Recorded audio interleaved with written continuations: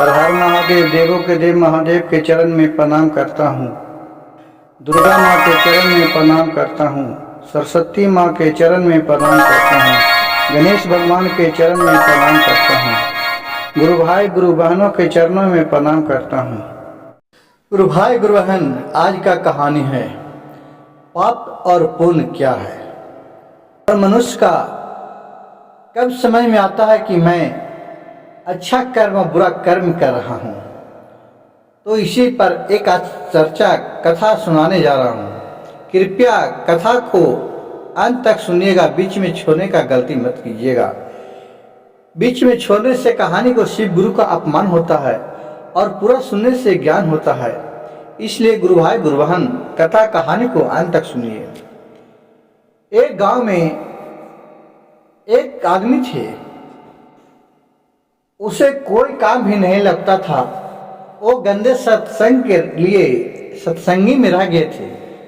तो कहावत है गुरु भाई कि संगत से बुद्धि होते है और संगत से बुद्धि जात। जो जैसा संगति में रहता है वैसा उसे सीखने को मिलता है। अशगुल से ज्यादा पढ़ाई संगति के ऊपर निर्भर करता है। जो अच्छे के संगति रहता है उससे अच्छा समझ में आता है और अच्छे कर्म करता है, अच्छे जानता है। उसी तरह एक गांव में एक मनुष्य थे जो बचपन से चोरों के साथ रह गए थे। उसे चोरी करने में बजम आ जाता था। धीरे धीरे उसे शादी विवाह हो गए। अब गांव भर के लोग के सामने अपने औरत के बाल बच्चे के लिए अब करने क्या लगे, बाल बच्चे भी हो गए। अब जो कमाता था उससे तो पूरा नहीं होता था। वो जंगल था, जंगल में जा करके और वो डकैती किया करता था। जितना कहीं मिल जाता था सबको छीन छोड़ करके ले करके चले आता था और कुछ दिन अपना रहता था और खाता पीता था। फिर पैसा घर जाता, फिर कहीं चोरी करने के लिए चले जाता था और फिर हाथ मार के लाता था अपने बाल बच्चे के लिए वो करता था। एक दिन 2-4 दिन हो गया, पैसा उसके पास खत्म हो गया। तब उसको औरत लोग बाल बच्चे सबको मन लग गया कि मेरे तो पिताजी चोरी करने जाते हैं और आते हैं, लेकिन बोला कि किसी से कहना नहीं। कहा ठीक है। अब उसके औरत उठा रही कि जी आज के दिन से तू सुतल है, आराम से घूम रहा है, घर में पैसा कौड़ी न है, खाने पीने के लिए कुछ नहीं है। अब चोरी उरी कर जाइएगा कि नहीं जाइएगा। देखिए औरत अपने मर्द से कैसे कह रहा है। कहा कि हाँ हाँ रुको ना भाई, जाता हूं ना। अब फिर वो वहां से चले, फिर चोरी उरी करके लाए जंगल में, फिर कमाया खाया रहा। अब फिर अब ऐसा हुआ तो देख रहा है कि अब धीरे धीरे कंप्लेन थाना में गया। वहां से दहशत फैल गया कि इस जगह चोरी होता है। वहां सरकार ने क्या किया, नरेंद्र मोदी ने क्या किया कि वहां पर जा करके पुलिस चौकी बनवा दिया और वहां पहरा लगवा दिया कि कौन चोर है उसे पकड़ा जाए। इसको तो सब मालूम हो गया। आप कहा कि अब तो वहां भी चोरी करे जाते थे तो वहां पुलिस का पहरा लग गया। अच्छा चलते हैं, अब दूसरा दिन चलते हैं दूसरा रास्ता से। ये भी दूसरा रास्ता पर जा करके चोरी करने के लिए नुका करके बैठा हुआ था। उधर रास्ता से एक साहूकार और उसके बेटे और पुतोह तीनों आ रहे थे। गहना जेवर, सोना चांदी, रुपया पैसा सब लेकर के आ रहे थे। झोली में उसके पास 1 लाख रुपया था। तो बोलते हैं सास ससुर बतियाते आ रहे कि चलो शाम हो चला है, हम लोग जल्दी जल्दी चलते हैं। बहू बोलती नहीं पिताजी, ढलने के बात नहीं है। इस रास्ता में किसी चीज का हम लोग के डर नहीं है, यहाँ बहुत शांति है। क्योंकि चोर रहता था जहाँ पर यह पुलिस का अड्डा बन गया है। अब चोर तो वहां से रीढ़ लिगा कर भाग चुका है। अब हम लोग के किसी चीज का डर नहीं है। यही सब बतियाते आ रहे थे। शाम हो चुका था। इसने देखा यहाँ क्या माल पानी आ रहा है। वो तो बहुत सोना चांदी है, चलो हीरा मोती है, सोना का सिकरी भी है, गला सेट भी है। चलो, मेरी औरत ने बहुत कहता था कि गला सेट नहीं है, चलते हैं। आज तो लंबा हाथ लगेगा।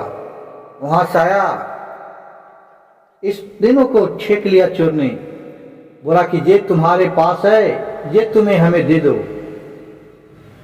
कोई भी गुरुवार देखिए अपना जान भर नहीं देता है, उसे नहीं दे रहा था और दोनों में हाथापाई होने लगा, चोर में और इन लोग में। उसके ससुर को गोली लग गया उसी जगह, चोर ने उसे जान मार दिया। अब ये सबसे दहशत फैल गया। अब दोनों जितना भी सामान था वो सब उतार करके दे दिया, सब ले लिया चोर ने, और फिर वो दोनों से वहां चल गया। देखिए गुरुवान उसी पेड़ पर एक भूत रहता था। वो भूत सब देख रहा था।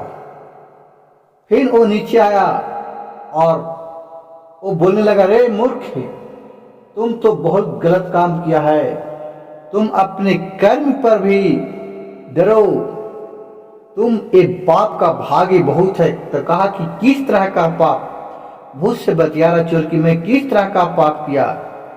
कहा कि तुमने तो दौलत के चलते उसको जान मार दिया, इसका तुमको जो आह करेगा वो तुम्हें लगेगा, तुम्हें पड़ेगा। कहा ये सब हम भूत को नहीं मानता हूं, तुम है कौन? कहा कि मैं एक भूत हूं। कहा मैं भूत को नहीं मानता हूं, कौन सा भूत होता है?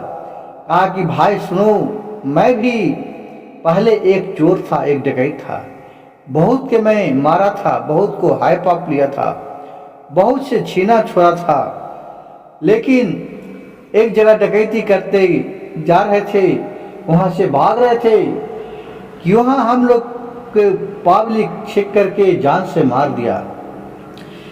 मेरा तो समय खत्म हो गया, मैं मर गया तो क्या कर सकते हैं, लेकिन जो मेरा आत्मा है जो अभी तक भटक रहा है, मेरा इस आत्मा को कोई भी उद्धार नहीं किया है। इसलिए पाप से डरो, मरला के बाद भी आत्मा को भुगतना पड़ता है, जो जैसा कर्म करता है वैसा ही उसे फल मिलता है। बहुत समझाने पर कहा कि हम नहीं मानते हैं। कहा कि ठीक है, इस पाप का भागी तो एक बोला चोर कि अगर मैं चोरी नहीं करूंगा तो अपने बाल बच्चा को कहां से खिलाऊंगा, क्या पिलाऊंगा, कहां से पढ़ाऊंगा? उसके पूरा करने के लिए तो हमें डकैती तो करना पड़ेगा ना। कहा कि ठीक है, तुम अपने बेटे से और मेहरारू से जाकर के पूछो इस पाप का भागी उन लोग बनेगा? कहा कि क्यों नहीं बनेगा, खा रहा है तो बनवे करेगा। कहा ठीक है, तुम्हें पैसा ले जाओ, सब कुछ ले जाओ, अगर उन्हें नहकार दिया तो तुम आज से इस काम छोड़ देगा।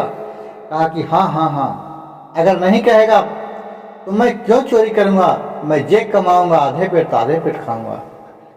कहा कि ठीक है, जा करके पूछो। अपने घर गया और अपने बहू से, अपने बहू कहते हैं औरत से, बेटे से पूछा कि बेटा मैं तो रोज डकैती करके लाता हूँ, तुम लोग के अच्छे अच्छे तरीके खिया पिया रहा हूँ, अगर मैं एक आदमी को मार दिया हूँ, उसको चक्कर में अगर पुलिस पकड़ लेगा हमें, तो क्या तुम लोग सबको जेल जाओगे? अगर है हमको फांसी पर लटका देगा तो तुम लोग हमें बचा सकते हो, छुड़ा लोगे? कहा कि नहीं नहीं, हम तो नहीं लटक सकते हैं, हमें क्यों लगाएगा? चोरी तू करते हैं तो हमको क्यों लगाएगा? देखिए उन लोग सब मुंह कर गए। उसी दिन से वो चोर था जो इंसान बन गया और कमाने खाने लगा और खूब मेहनत करने लगा और उसको बात मानने लगा। कहा हे प्रभु देवों के देव महादेव, आपका कृपा अगम अपार है कि मैं एक चोर था जो आज एक शिव भक्त बन गया, और इसी तरह वो एक शिव भक्त बन गया और अच्छे जीवन जीने लगा। गुरुभान, मेरे कथा कहानी अच्छा लगे तो कृपया मेरे चैनल को एक लाइक सब्सक्राइब शेयर जरूर कीजिएगा। कमेंट में हर हर महादेव लिखना नहीं भूलिएगा। हर हर महादेव, घर घर महादेव।